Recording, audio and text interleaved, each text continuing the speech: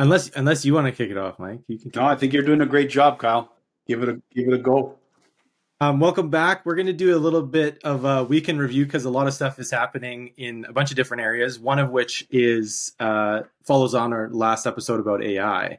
So it's going to be quite interesting to delve a bit deeper into that, and then we'll summarize a couple of the main economic challenges and pending tariffs that are coming potentially Canadians' way. So we'll talk a bit about that, and then the ways that businesses might be able to mitigate if they do come into effect. So first and foremost, big news is DeepSeek. This has wiped off massive amounts of value from especially NVIDIA, but has really rattled investors in all different shapes and forms of AI. Andrew, why don't you kick us off with, I guess, a high level summary of what happened, and for people that aren't in the know, why is this important and why is it such a big deal? So, in the past week, this is big news across the board because all the U.S. companies, all the U.S. big tech, the Meg 7 companies have poured tons and tons of billions of dollars into developing AI. And a lot of that money poured into building data centers, buying up semiconductors so that they can build up these data centers. And recently, this week, I mean, actually, the news came out a while back, but it just really started picking up this week. Is that DeepSeek, an AI model from China, developed by a hedge fund. This hedge fund poured in about like I heard, $5 to $6 million to build a model that is rivaling the ChatGPT o1 model. So that's big news because it's essentially caused a lot of analysts to rethink their projection of the future and the future demand of data center and semiconductors.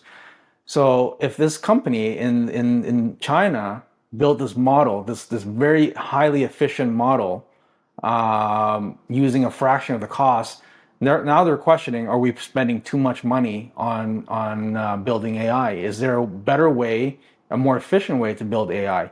So it really caused panic in the market, which is I find interesting because not many people know what exactly happened in the background. I mean, it's a very gray area, and we don't know how this model was actually conceived, right? Like, we don't know what data they've used. There's not much information floating around about it.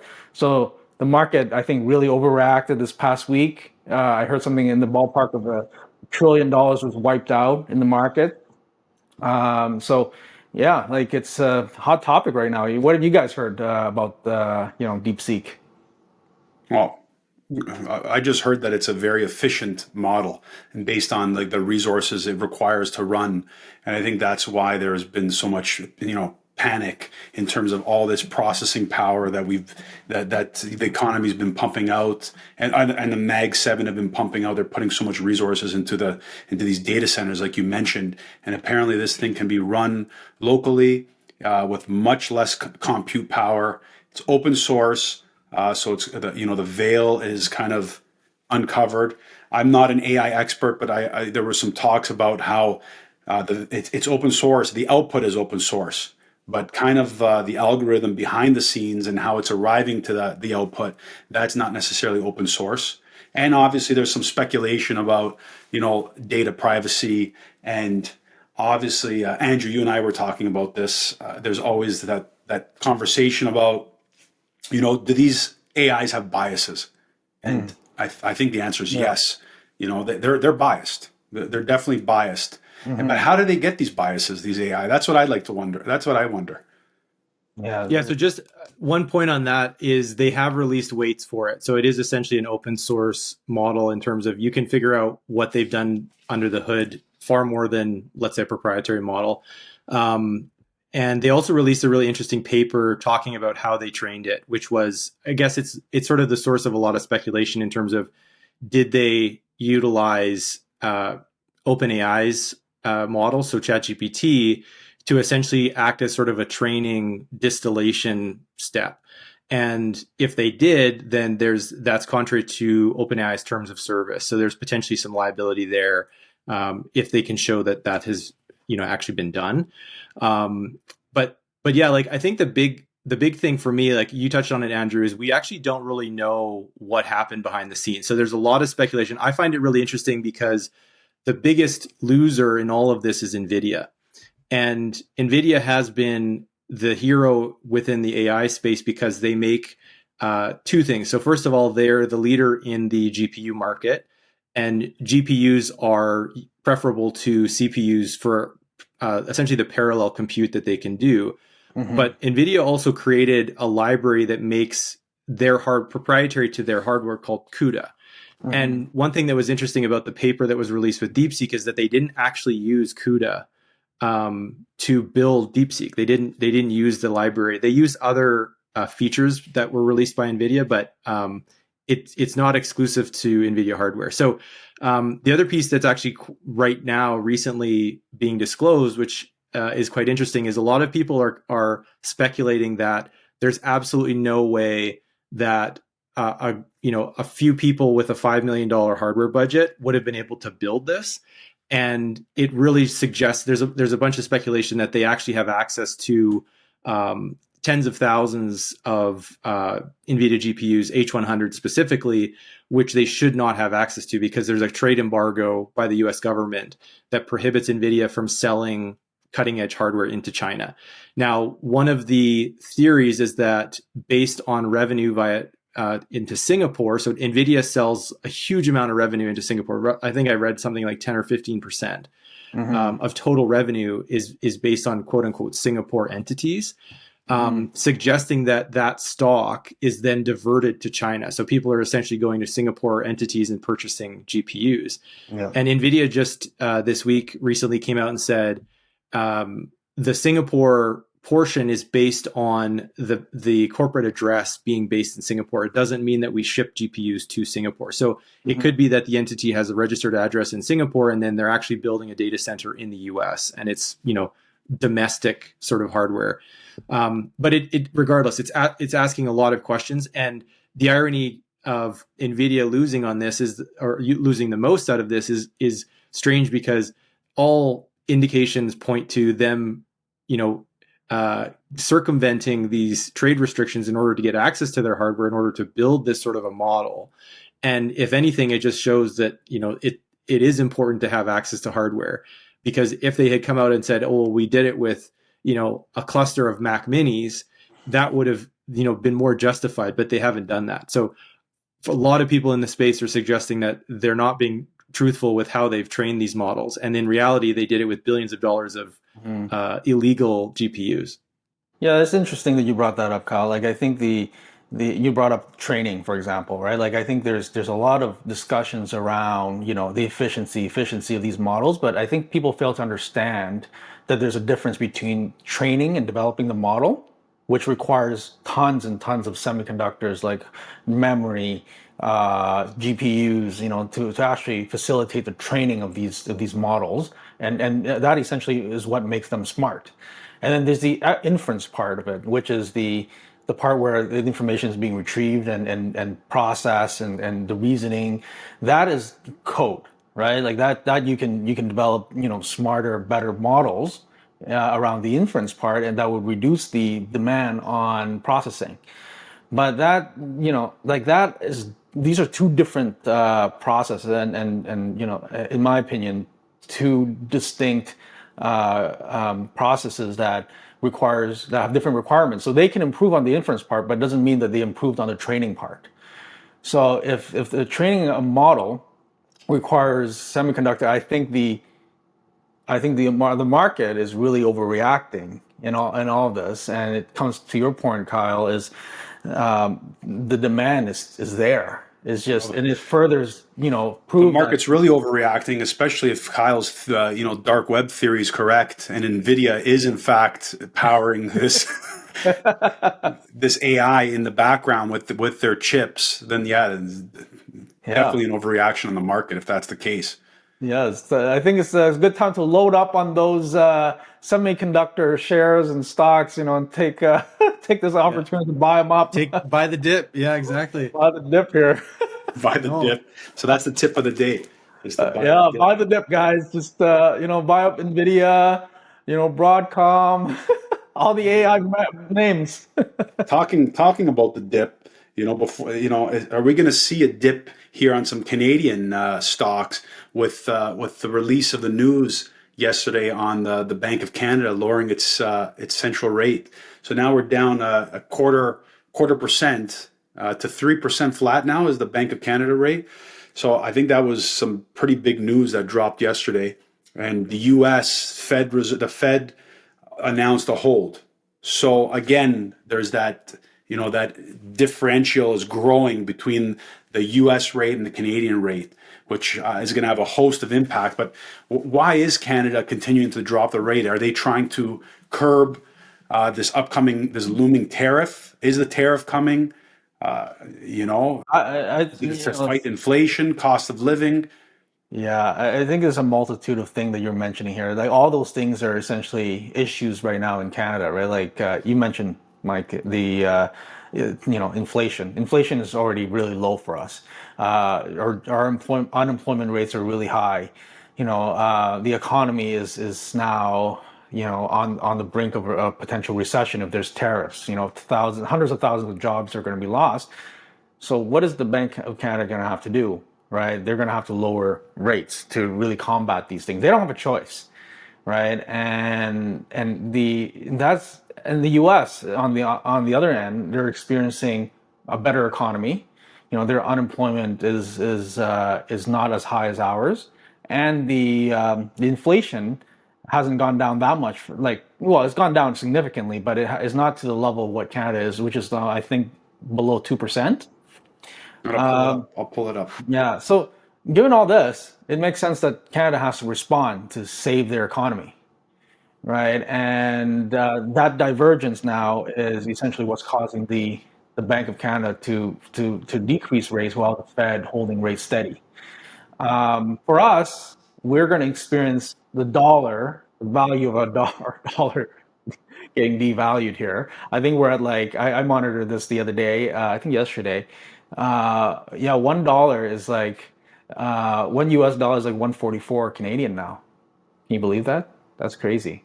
Monopoly money. You guys have any trip planned down to the US? Cancel it because that's going to I cost you. I do next month.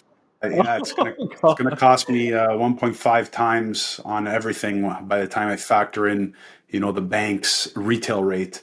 But I got pull up the facts here on unemployment. So Canada's unemployment rate's holding steady at 6.7%.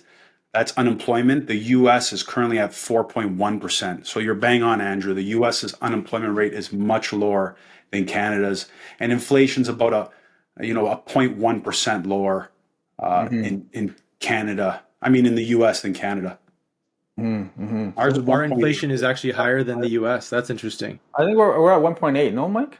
1.8. Yeah, 1.8. The U.S. is 1.7.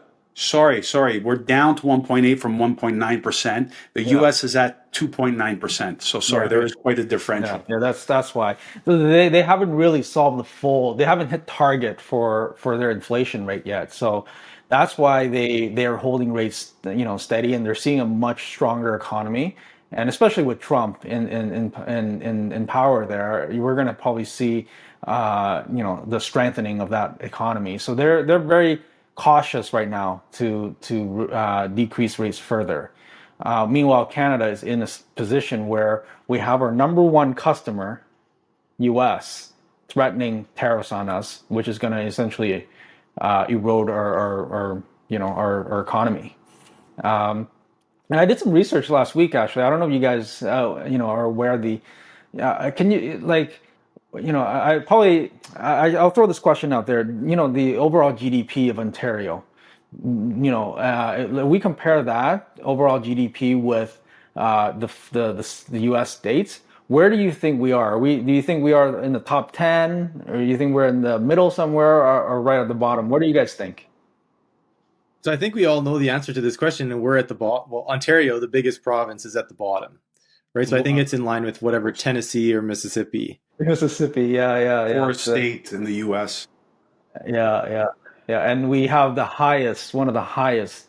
I think our home prices, our house prices, it's similar to what it is in California, which is one of the top 5 for sure in the U.S., which makes it very interesting.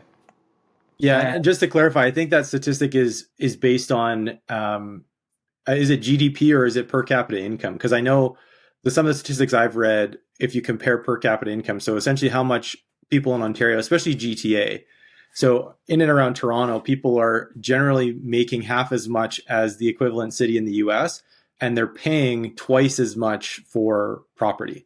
So I think the comparison was similar to like Vancouver, Seattle, where the pricing is absolutely insane, and yet the compensation, the GDP per capita is really far behind. And we're like, from a country perspective, I think GDP per capita, we're like 70 cents on the dollar now. So like we're losing grads, like especially in the tech community. People are graduating, and if they stay in Canada, they're getting paid, let's say 50 to 60,000 Canadian, and they're going to the US and they're getting like more than 50% more, right? They're and sometimes getting like factor in our yeah, dollar too on top of that.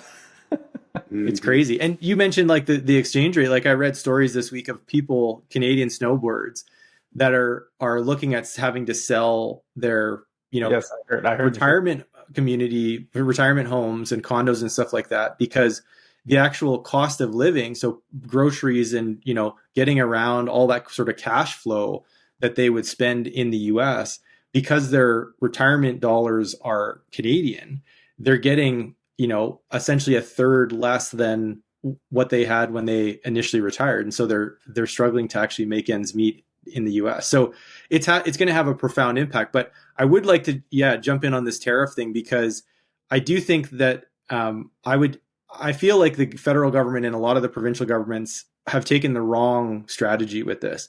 And specifically, so I'm in Alberta, and our premier has sort of been the outlier in saying we don't want to get into a trade war, right? Like, and that a lot of that has to do with the economy of Alberta is predominantly energy. And so they would be, if there's a tariff on energy, it's going to have an outsized impact on Alberta and Alberta's economy generally. And I think she's the only one that's kind of come to the table and said, hey guys, like, we do not want to get in a fight with our main customer. Let's actually try and give them what they want and stop making crazy threats. And I think, I would take issue with some of the conjecture coming out of like Ontario, where that premier has said, well, we're going to fight them. We're going to retaliate tenfold. And not only that, we're going to flood our economy with a bunch of money. And we're going to print hats. We're going to print hats to show it.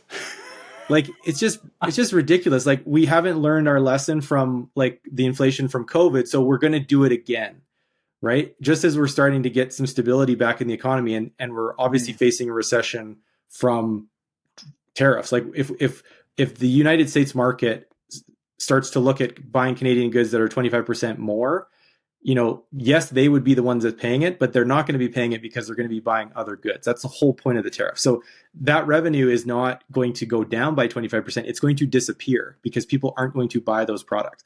So it's going to have a massive, massive, massive, like, unprecedented impact on the economy of Canada. Exactly. And no matter how much we tax Harley Davidsons and bourbons, it's going to hurt a heck of a lot more than that. And our solution is, let's just roll out the COVID supports again, flood the economy with cheap money, drive up inflation again with no growth, no sustainable revenue, and no resolution with our main customer. I think it's stupid. It's you brought up a point. It's Canada cannot be sold, Kyle. We need to print money. It'll be sold for scrap at the end of this. Yeah, like, we essentially have to print money to get ourselves out of this trouble. And you know what, this kind of brings up I guess those weak points about Canada is that we've relied heavily on the US for so long that we forget that, and this is a good lesson learned for many business owners, okay? Is that don't rely on one big customer, because if that customer decides to switch, you're in trouble. That if the bulk of your revenue is on that one customer, that's not diversification. 75% of Canadian exports are destined to the U.S. So 75% of our exports are to the U.S. That's good facts, Mike. That's a very good fact there. So that you see it clearly there. If 75% of your revenue is from one customer, you should be worried. And I'm surprised that we haven't seen this from a mile away. right? I mean, we've seen it, but I guess our federal government didn't see this from a mile away. They should have been setting up trades with other countries. They should have done much more around that than it is today. And this has essentially got into this situation right now where we're at the mercy of the U.S. and tariffs, putting on this issue that Kyle is mentioning right now, that's going to be devastating for our economy. It is quite polarizing how each province is handling it differently. It's funny that you mentioned that. It's so true, Kyle. I did recently listen to the premier of Alberta speak, and yeah, she was exactly what you said. She's like, listen, like, let's not poke the bear here. Let's work with Trump. They're an important trade partner. Let's come to the table. But you're right. Then there's interviews of Premier Doug Ford, and he's printing hats. Sorry, not Canada won't be sold, but Canada can't is not for sale. Not for He's sale. printing hats. Canada's not for sale. He's pushing the interest rate. He wants to take U.S. Alcohol and U.S. products off the shelf. That's poking the bear. He's saying Canadians will not back down. So it's very polarizing how different provinces are reacting to this potential tariff. But it's Yeah, no. I think it's we know that. In my opinion, I think Trump is utilizing the tariffs as a negotiation tactic, right? He wants something, right? And to retaliate with Trump is going to be a lose-lose for like, it's going to be a lose for us for sure, I read right? in the news So they're cracking down on fentanyl. yeah, Is that something that Trump mentioned as well. I Yeah, think it's coming through the border? A lot of yeah, fentanyl going into drugs. So apparently Canada's cracking down on that now. that's good. I don't know if that's Well, trending news. that's good for us too. I mean, it's we should have been doing that a long time ago, guys. Canada should have been cleaning up this stuff a long time ago, and I think it's actually moving Canada in the right direction in that sense. Yeah. So Trump was saying like he wants our border, to strengthen the border between Canada and U.S. And to make sure that fentanyl doesn't get into his country, right? That's what he wants. Yeah, I do think that there's more to it though. Like we won't really know until they go to the negotiating table. But like you mentioned earlier, I think it's a negotiating tactic for something totally different. Like, the speculation around Greenland is that he wants it to protect trade routes. It has really nothing to do with, obviously the trade imbalance or whatever. Like it's essentially a geopolitical structural play. So I think that there's more to the story, and we'll probably find that out in due course. It's, But he interesting that you definitely mentioned has, that. Yeah, yeah, he has interesting that us you over a mentioned barrel. sorry, the trade route. I just learned about this. How since I don't know if everybody's aware, but since the Arctic is like is shrinking, it opens up that trade route in the north there between Russia and China to the rest of the world. I Yeah. didn't know It's that. That's essentially like Panama Canal North, like, or Strait of Hormuz North. Like it's going to be, once it opens up, it's going to be pretty mega. So it'll be interesting to see. Oh, yeah. There it is. There's the breaking news headlines, and there's the hat for it too. yeah. Canada's not. Ontario's premier says Trump declared war. Canada is not for sale. Yeah, Yeah, I don't know. I don't think it's going to work, to be fair, but it's yeah, and you know what? Like I don't know. I think it's yeah, we should negotiate with him instead of retaliating. It's like it doesn't do us any good. Especially for Canadian. but to your point, like I do think that there's a lesson to be learned here, and I think the biggest takeaway for me is we've all known this in Canada. We've all known how terrible we are provincially to each other in terms of barriers to trade and all sorts of, like, Quebec is a sort of an outlier as well because of the language side. But even like in the West, we're looking at relationships between BC and Alberta. The ability for BC wine growers and producers to actually sell wine is highly regulated, and there's all sorts of tit for tat, sort of responses between the two provinces based on the products that they're trading. And it's just sort of accepted as, yeah, it's really bad. Like inter-Canadian trade is really, really terrible. So if you want to build a company and you want it to go anywhere, you kind of have to sell to the US. Well, there's nothing stopping us from, No, go ahead. No, you're getting right. together and figuring it out. I had a friend that was at a winery in BC, and he had some great products that he was actually working as a pretty high level individual in the winery, and we couldn't find these products on the shelves at the LCBO in Ontario, and these were like really highly rated wines that were being, you know, created in BC, and we didn't have access to them in Ontario. I could never quite understand that. Makes no sense. But this is going to affect the U.S. That's too. interesting. Yeah, this is also going to affect the Yeah. U.S. as well. Let's face it, the U.S., especially on the crude oil, they're purchasing a lot of crude oil from Canada, so that's got to hit their pocketbooks as well. How are the U.S. Constituents and citizens? How are they replying to all this, or how are they reacting to all this news on the tariffs? Are they on board? Are certain states on board? The stuff that I've read, especially on the energy side, is quite dismissive that it's going to have much of an impact. Like, I think, you know, theoretically, if you increase the cost of your energy imports, then the downstream products like gasoline and diesel are going to cost more. I think what we won't really know is how much of that consumption is based on the Canadian, import production. So what I mean by that is if they have enough storage capacity, eventually that cost will hit the pocketbook of the American consumers, but they may have enough to buffer that with existing storage and essentially just turn off the taps or reduce the taps quite significantly for the time being. So similar to when there had been oil shocks in the past in the Gulf, they essentially, they stopped purchasing at high market prices and started consuming, stored reserves, which is exactly what reserves are for. Well, when the market is high, and then once the price starts to drop again, once production increases and the price starts to drop, they can then start importing again and filling those reserves back up. So I definitely think that there's going to be a muted or at least a delayed impact. And I think if to be fair, like if it's we get into a game of chicken, and our best argument, our best sort of way of hurting them is cost of energy. And their best way of hurting us is essentially all the goods across the board, car manufacturing, everything, forestry, wood products. Like, we're going to hurt a lot more and a lot sooner if we get into that sort of a tit for tat. And we're playing chicken to sort of say, well, who's going to sort of throw in the towel first? I think they have a much better buffer when it comes to energy that we do with everything else.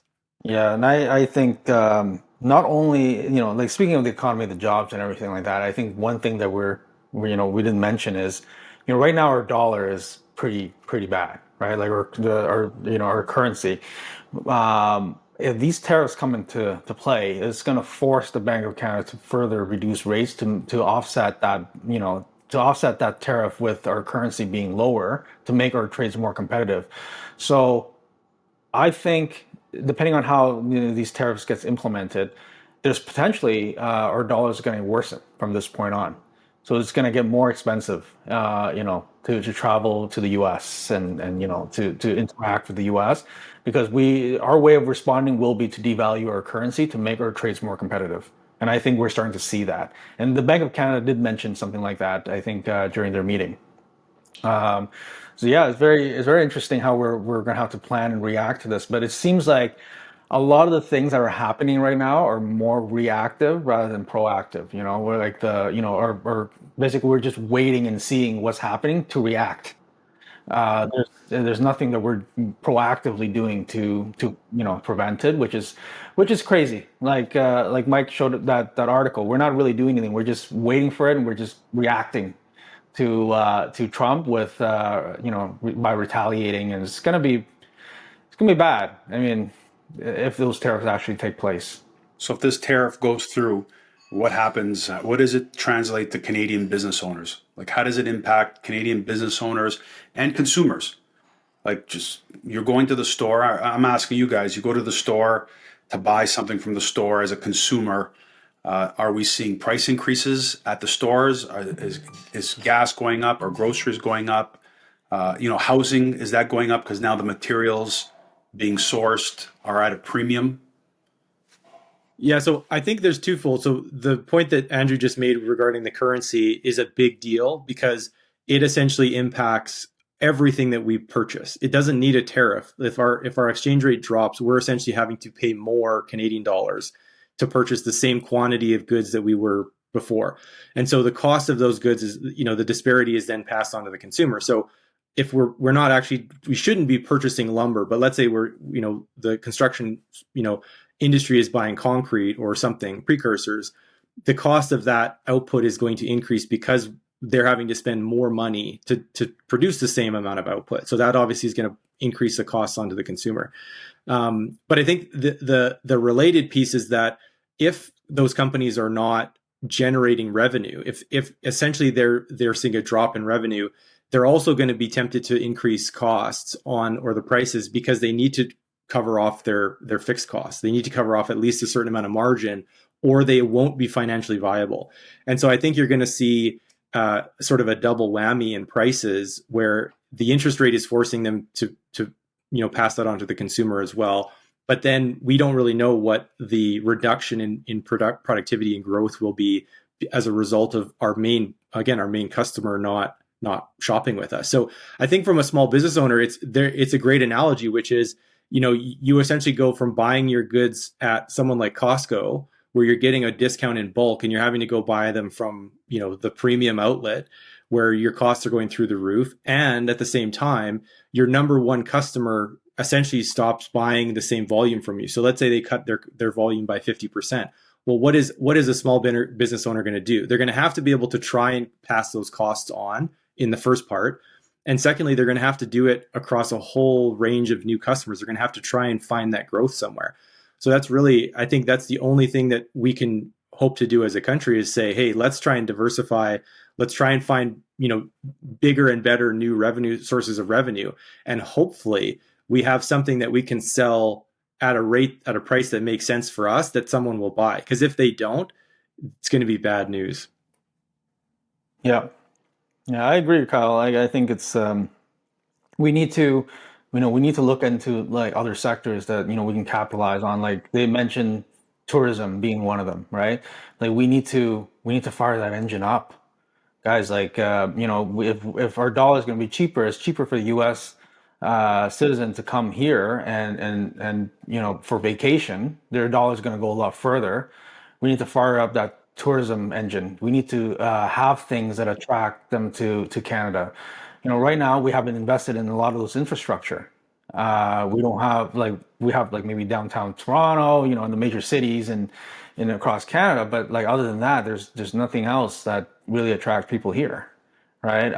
So we need to really capitalize on that, and I think that's a good opportunity for small business owners, like business owners that retail, that can service the tourism boom. I'm thinking that could happen in Canada. They can capitalize on that. So that would be a positive thing. Interesting. Yeah, that's interesting. And I don't think we can really rely anymore on our housing engine because for the longest time, like historically in Canada, housing has really offset the GDP here. And that's really stimulated the economy. We were growing like crazy. Home starts were at all-time highs, but that well is dried up. And based on where things are going, it doesn't sound like it's going to be coming back anytime soon. Well, the demand, it really depends on the demand, right? Like I think Immigration, they're coming down on immigration. mhm. So they're already demand is slowing. There's so much. It's not like they're opening up the green belt unless there's a change in political power. So the supply is constrained, and now with the tariffs and the cost of goods naturally going up, it's going to be even more expensive for builders to put up. By the sounds of it, it's going to be more costly for them to build, and that's going to be passed down to consumers, which won't have the resources to afford these houses. I just can't see the house prices coming down. Like, No, yeah, I agree with you. The prices of so homes will still what's going to remain give? elevated. Like it's gonna have to because listen, like housing the housing supply and is very limited. Like it's still people are still gonna hold on to it because rent is still elevated. And as interest rates come down, the cost for them are gonna drop, right? So it's essentially cheaper for people to buy homes and invest in homes and maybe with our dollar being so cheap as well, like it's not hard for a U.S. investor to come in and buy up some property and invest, right? Like some of these PE firms can set up REITs and purchase like residential rentals all over the place and to capitalize on the strong U.S. dollar. And that's what Discount. happened. Yeah, the discount. That's what they're going to do. So I don't, to your point, Mike, I agree with you. I don't think home prices are going to drop. It's All just the right, new we need buyers. to talk about the elephant in the room, which is Canada becoming the 51st state. Um, Let's we end talked it about the positively with this because this podcast is becoming really doom and gloom for Canadians. people are going to stop listening. They're going to be like, "Gosh, these guys, it's too much reality. I'm sad. I'm Can't take it." depressed. I'm depressed after this podcast, boys. Yeah. We'll talk about that first, and then we'll talk about what we can do to dig out of it and the glory years ahead. So I think it's a really interesting. I think it like the whole conversation obviously started with Donald Trump in the U.S. and I personally think that it's all bluster, and I think we talked about this before, but it's a negotiating position to sort of rile them up a bit. Um, but it's interesting because there are some very public folks like Kevin O'Leary who have said there's a lot of merit to this. And I read something this week about a survey of young people. I think it was 18 to 35 or something like that. And more than 50%, if given the option to vote to join the US, would vote to join the US. And the commentary around it was essentially that young people are facing a very difficult labor market. Obviously, what we were just talking about, cost of living is incredibly high, where if you're a young person living in a large metropolitan city in Canada, you will never be able to afford a home. It's not a question of if, it's a question of it will take you 45 years to save the deposit for the average salary to be able to actually just purchase the home.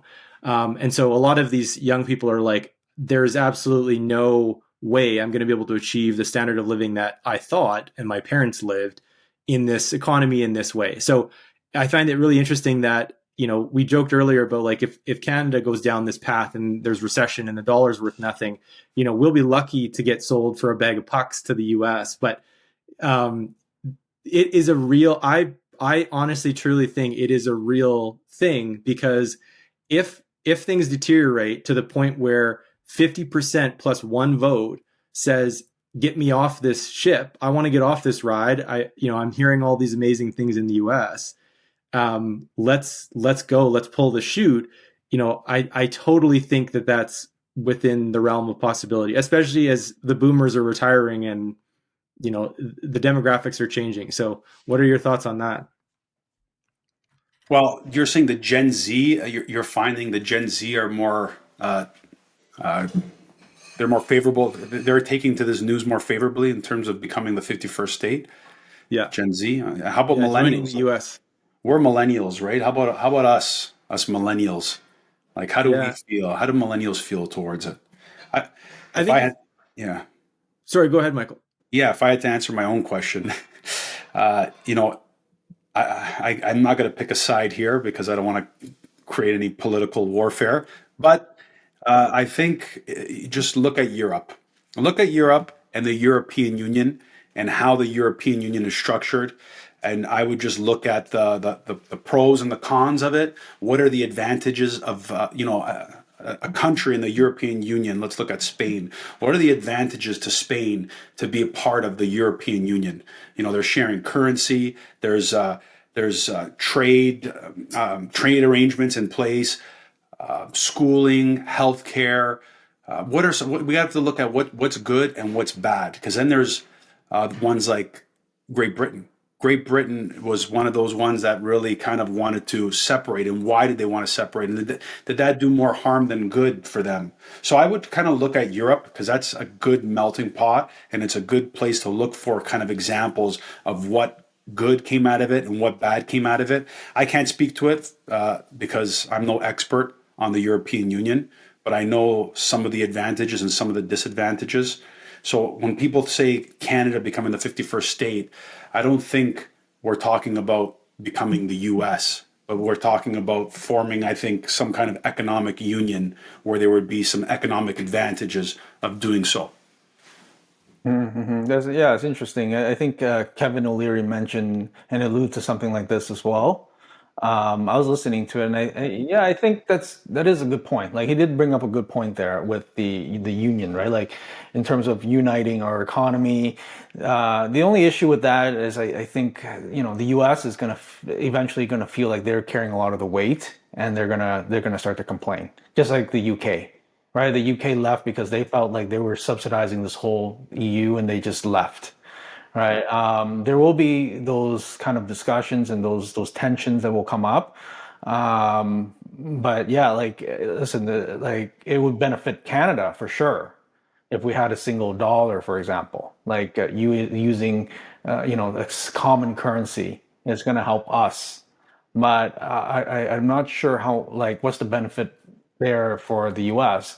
Maybe it's trades. Maybe it's certain having access to certain natural resources that they traditionally don't have access to.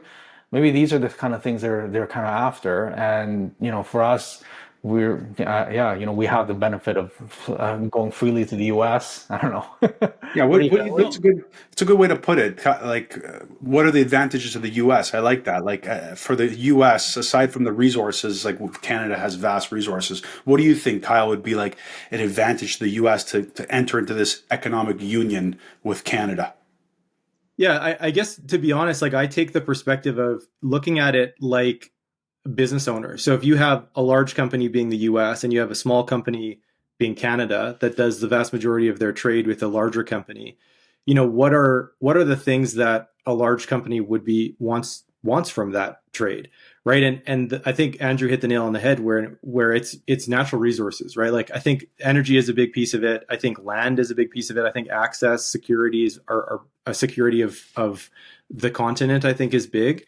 There's no question. We talked about the border. Like if you have a contiguous region that you can control, I think that is preferred.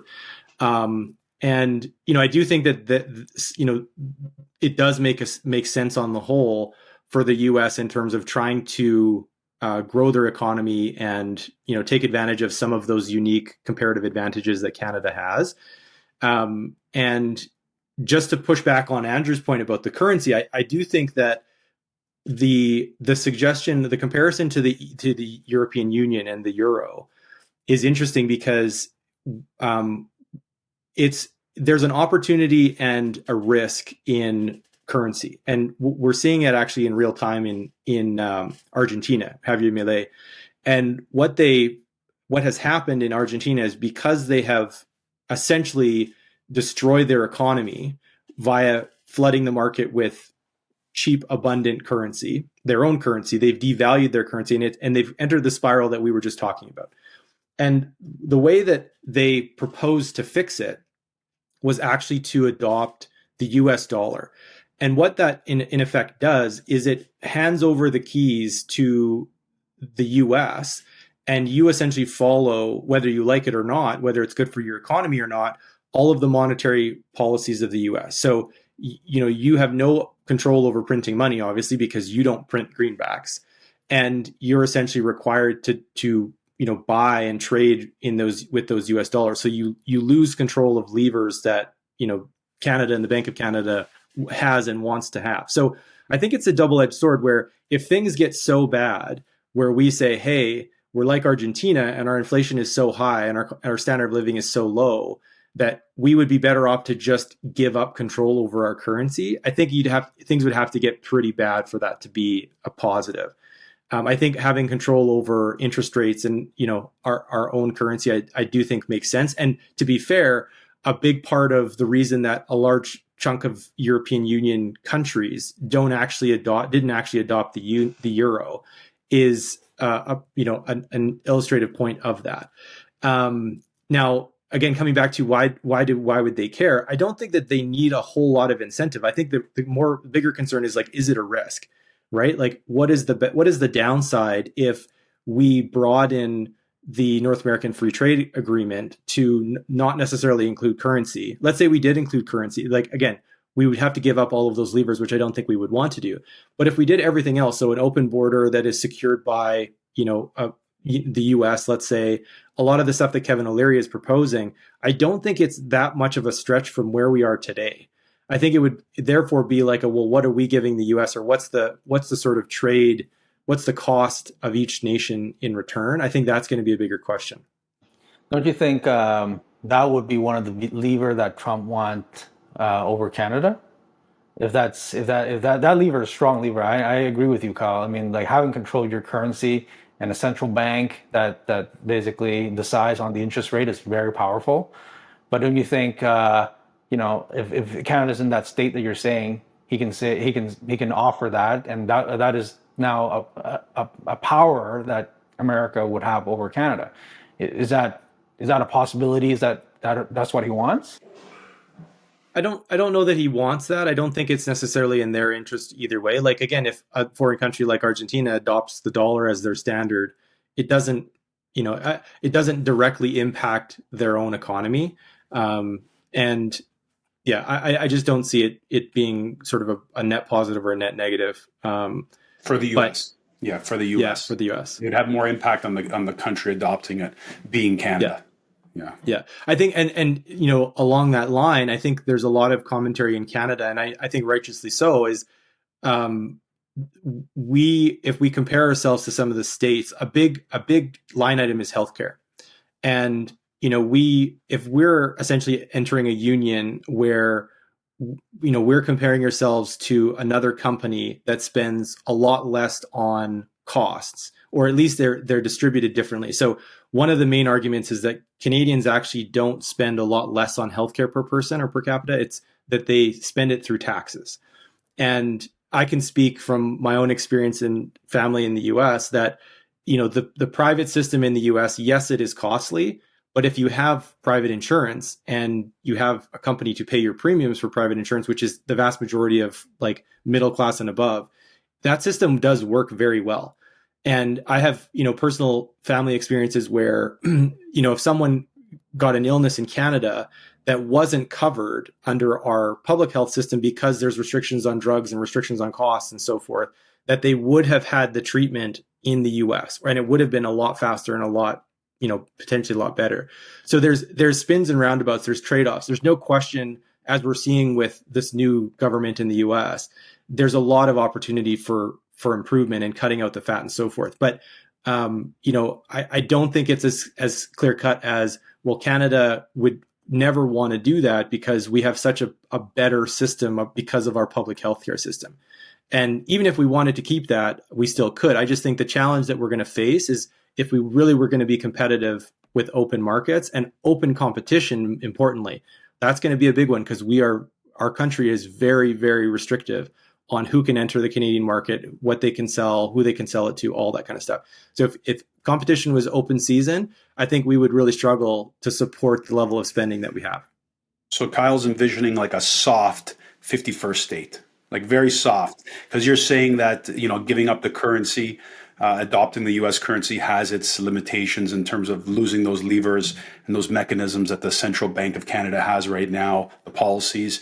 Also, you're saying healthcare, and it's true, that comes up a lot. Healthcare is very controversial. There's a lot of people on the fence that are supportive of Canada's free healthcare system.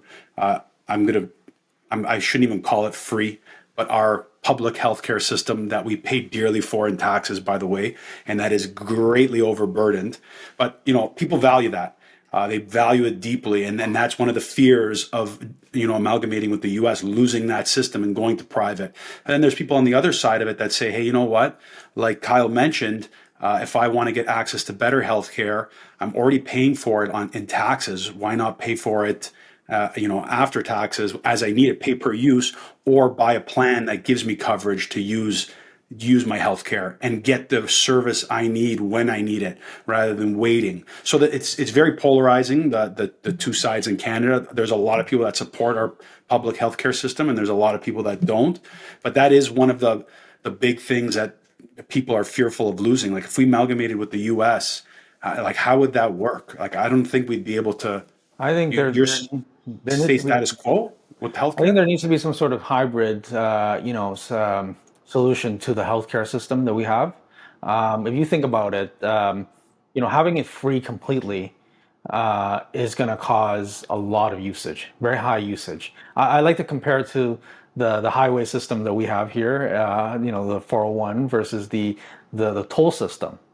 The toll system is almost always empty. I know I can get somewhere on time, but I gotta pay. I gotta pay a lot of money to use that thing, right? It's because it's private, right? And then there's the 401 where there's always traffic. No matter what time of day, you always hit traffic. So having that access to the toll system, I can get from point A to point B really fast if I needed to, but I know I got to pay for it. There's a cost associated to it. Instead of using, if I have a lot of time and it's not priority, it's not urgent, then I can take the regular route. So comparing this now, bring this back to healthcare. If I do have an emergency, at that point, it's important to pay and expedite that service and to get that looked after as quickly as possible. People want to pay for it. If it's something so urgent that is life threatening to me, I think it's not worth it to have all these assets and not be able to enjoy it, right? So I think that then at that point people will be willing to pay for it. And I think having this hybrid system allows people to really capitalize on the higher tier services. But then, I can see the other camp that Mike that you mentioned, where they say that now everybody's just going to go to the higher tier service, the private services, and nobody's going to work in the public sector anymore. That's a possibility. But listen, it's essentially, I think it just opens up it routes the services to the right area. People that needs it, they will always going to pay. People that don't need it so much, they will always essentially just use the free route. But there I will love the be, analogy. I'm going to use Yeah. that. I'm stealing that, Andrew, the 401 analogy. That's the worst highway here in Ontario. And that sums up Canadian healthcare. It's free, it's accessible, and everyone's on the highway. That's why the 401's rammed, and that's why our healthcare system is rammed. And you're constantly waiting in bumper to bumper traffic in the hospitals, just like you wait on the 401. So I love that. I'm going to use that. But if we do join with the US, do we keep that free healthcare? Do they have access to that now? Can they come and use our free healthcare? Do we have to have the two-tier system, the dual system that Andrew's mentioning? What does that look like, Kyle? Like, how do we maintain that, our current structure? So I think it's interesting because healthcare is a state. So just to keep in mind that the parliamentary system that we have in Canada is very different to the representation system that they have in the US. And so for the most part, there is very little federal oversight of the states, the US states. And so hypothetically, if today we were a state, all of Canada was a state, or each individual province were a state, we would have a lot more autonomy and independence in deciding how we want to run our healthcare system. So again, coming from conservative Alberta, we are probably, and BC as well, are probably two of the provinces in Canada that want private healthcare the most, or at least have made political statements to that effect.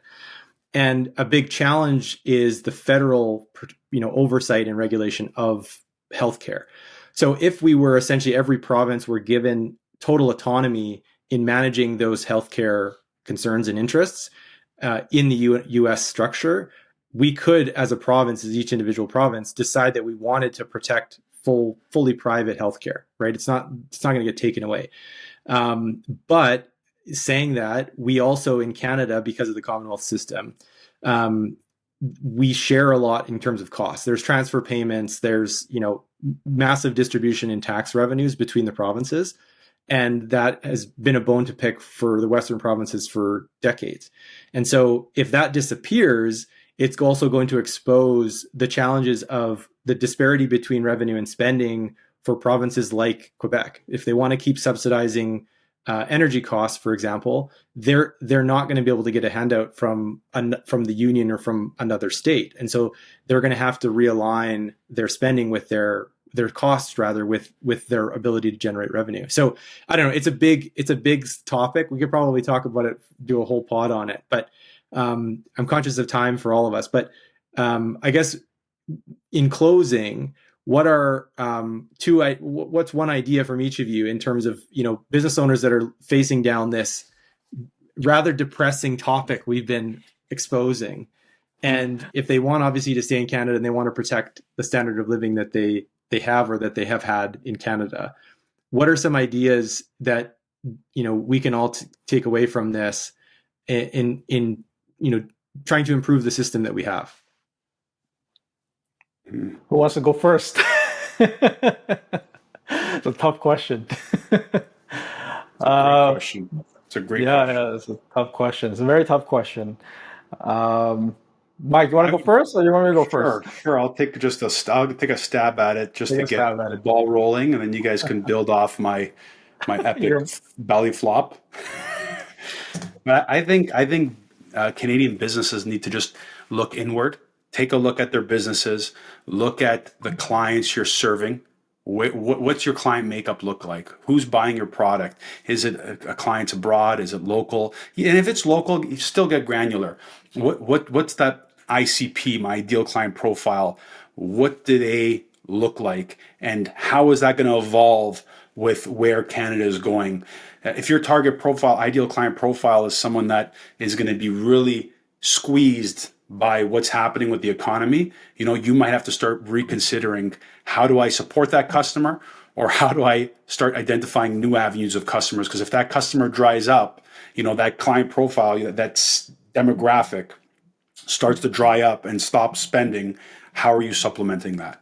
So start looking at new avenues, new customers you could target, new kind of business ventures that you can launch in the business. Maybe there's a new revenue stream. So you could consult with a CRO, Chief Revenue Officer. So if you don't have one of those, and you're a business owner, you need to be the Chief Revenue Officer and look at ways to generate new sources of revenue. So there's many things, but that's just scratching the surface. So I'll start there, and I'm sure you guys have some other ideas as well. yeah, like I think my advice is going to be more of a generalized advice for individuals and businesses. I think it's very important that we take a very proactive approach to what's going on, understand the geopolitical issues that are happening between the two countries, understand how the economy will be impacted by all of this, and instead of reacting like what the government's doing, be proactive. Take risk. I would say, if you're at that age group where you can't afford some risk, I would take some risk, because that our dollar is gonna get devalued, and if that's the bet that you're willing to make, I would encourage people to start making investments and into some of the U.S. entities, some of the U.S. corporations. Look for those opportunities from the U.S., and that's going to basically help diversify your portfolio. So speaking more of a financial sense, it's like you want to diversify your portfolio across the two country. We have the opportunity to buy equities in the U.S., buy up those equity. And if you want to go and take it to the extreme, I would leverage. I would get as much leverage as possible, because the interest rates are going to go down in Canada, so your debt is going to be a lot lower. To service those debt is going to be a lot lower, and on top of that, if the currencies actually get devalued and you have U.S. equities, this is going to essentially make your debt a lot lower. Right. So, because if the currency is lower, the debt's naturally going to be a lot lower. So, my take on that is, invest, Hedge, diversify, hedge, hedge. hedge, hedge. Exactly. Hedge as much as possible. And prepare You can for hedge in your contracts too. There's contractual hedging as well, with in your contracts, in terms of passing on rate increases, or supply cost increases to your customer, or trying to hedge the currency, because the currency, as we know, is trending downward. So you can kind of hedge that in your contractual agreements with customers, with suppliers, with vendors. Yeah, buy whatever you can to hedge that risk. Essentially, buying insurance for yourself. This is what we're doing. We're buying insurance for ourselves. So in case something does happen, tariffs actually gets passed, we're prepared. That's For my sure. that's my. All What do you right. think, Well, Kyle? let's. What do you think? You want to No, add anything I to think you that? Or? guys summed it up well. Like I think there's really two roads. There's I don't think we're going to cut our way out of it. I think we got to grow out of it, and that means like Andrew said, like you got to take some risk. You got to identify new opportunities, new avenues, new revenue streams, and you got to go for it. And we got to build, got to get to work. It's not all doom and gloom. There's going to be emerging trends with this downturn. There's going to be opportunities, and it's up to like I really like that. It's true. You got to spot the opportunities in these times. This is when the opportunities are hidden, but they present themselves. Like, look at this AI. Like, there's lots of opportunities out there.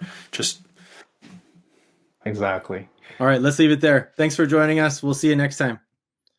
thank you. Thank you.